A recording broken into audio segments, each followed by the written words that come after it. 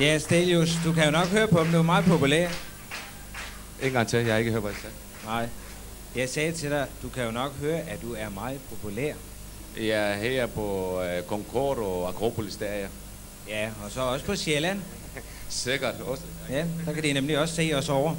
Og nu sagde jeg godt nok, den her melodi, den hed Nu og altid, men det her den jo ikke på græsk. Hvad hedder den da?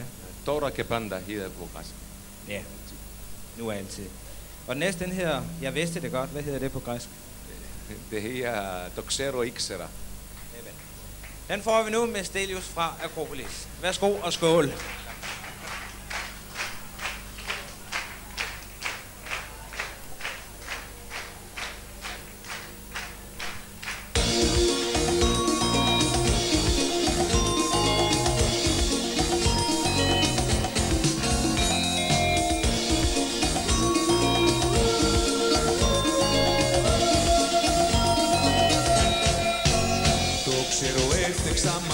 Σαν αγαπά, δεν έχει κάνει ένα λάθος στην αγάπη του και τώρα στέκω στο κατόφλι σου μπροστά. Μα η σκληρή σου η καρδιά δεν συγχωρά. Μη με δικάσεις σαν αλήθεια σαν ληστή.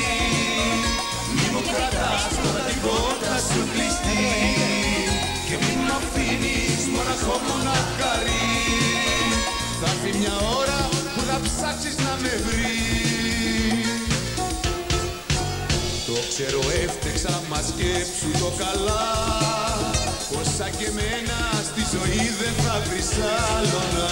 Απούνε λίγα τώρα τα καλά παιδιά κι αν δεν μαλώνεις τη σκληρή σου την καρδιά.